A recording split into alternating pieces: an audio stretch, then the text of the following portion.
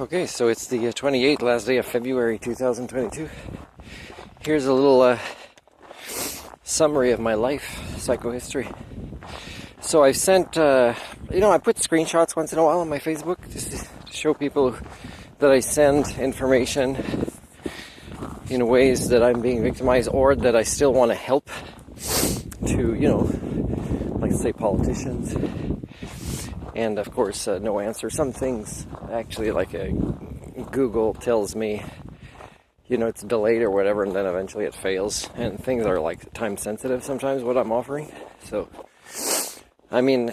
tomorrow is starting my new course, Master of Science in Ecocentric Worldviews. And I'm not very motivated to find other Facebook groups because that's the only thing I want to use. It doesn't make a difference if I go other places that may have members that want to participate. I'm still going to do it. It'll probably be my last year, the third year. So what I'll do is I'll focus more on the actual material that people would have read and discussed and done their own personal development related homework to help change their own worldviews, which is very hard after adolescence. Still haven't heard about the only one court papers that have successfully been filed and that I had to pay a fee from a year and a half ago. But there's more, and I can't do the other cases because either judges are blocking it because it's too outside the norm and they want me to just do things their way. So in a way they're already victimizing me from the domestication that my claims are about by domesticating me in a way that I say I still won't do it and you're upsetting me, and then they think I'm some sort of hoodlum who disrespects them. But it's okay for me to not accept their own victimization, these judges. But also, even if they let it pass through, I don't have the funds, and I shouldn't have to pay the funds because a lot of the laws say that legal aid should exist, right? They should want to help me even if my cases are outside the norm, but also that I shouldn't pay fees because my income level is way below the norm, way below the poverty line. And yet still I'm here, and I came here saying that it was in part to raise money to have solar panels on my roof because the province I came from would prefer that I would get sick and die and not survive the winter because they don't want to help, even in a way that balances their budget in a better way. They just want to victimize me, as they have done many times before, and I could prove in court, except to do all this by myself, without support and by going into debt when I don't even have a way to get into debt. I don't participate in credit, and I don't have enough money to pay a few $100s to file the papers. So there's no legal system in Canada that accounts for, human standards. No Homo sapien live in here. So of course I'm going to keep looking for a place to relocate to. And again, Canada is not the worst in the world. But, I have enough data to know for sure that it's not going to repair in my lifetime in a way that I'm not going to keep being victimized. And I'm not crazy that I want to keep being victimized.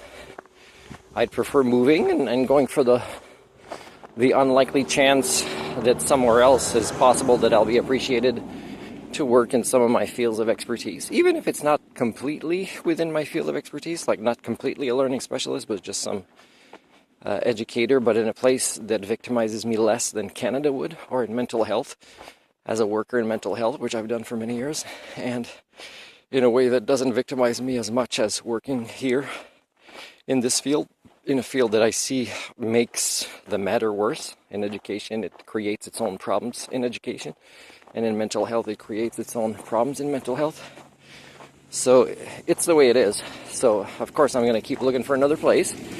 And a lot of the videos I've posted recently, they're current affairs because there's important things in current affairs. But again, as I've said before, I haven't even gotten to about 3% of past documentation that I could post in videos of me proving who I am and proving who you are. And it doesn't make a difference. It doesn't make a difference if 1 million people would suddenly see my videos and start understanding them. It's not going to change that the momentum in their HSD is set, as they're not ready as they survive barely one day at a time as the world's crumbling around them, to just want to put band-aids on broken arms, right? And then suddenly they don't understand that they don't have the skills to keep breaking more limbs, right? They don't have this human thinking tools to prevent this. So it's pretty sad, but that's the way it is. And coming here is also for my health, right? Because I can't receive adequate health services. And as we can tell in Canada, the conversations haven't been about acknowledging the pandemic as being are weak and fragile and broken a lot in regards to worldviews, right? Outdated paradigms that were not related to long-term thinking. They were related to greed and elitism and classes in society, right? The things that our species has never been able to solve, right? Enslaving and victimizing each other in this way, creating different classes of people, and then claiming, oh yeah, we value these human rights here. And people that protest, they simply don't have the right conversations. Like if I interviewed somebody that was protesting, and I'd say, hey, you know what? In the province that I had to escape from to survive the winter, when asking for help, and it was within their ability to help, and even talking to MLAs and stuff like that, is did you know that even when there's extra spaces in campgrounds, they didn't want me to stay more than 2 weeks because that's their rules, and therefore I'm homeless, and you guys got to stay in your trucks parked illegally, showing signs of horrible language for weeks, and you think that you were fighting for my freedoms, right? So it's kind of weird. It's kind of weird that you guys are parked there in vehicles that you drive dangerously, and that you've almost killed me many times on the road, and that when I try to help the insurance companies in Ontario not be scammed by the regulations that had driving schools pass students so they can get insurance discounts that were not deserved, that the driving school and pretty much everybody in authority turns against me like I'm the bad guy because I'm disturbing the status quo. Did you fight for my freedoms as a culture repair back then? No.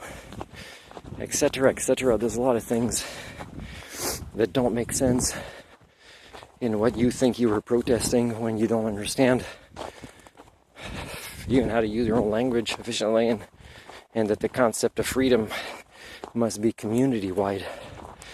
I'm trying to teach these courses, community building things for free, and I can't even do that in Canada for free. It's getting harder and harder to volunteer in the last few years, and I've documented this.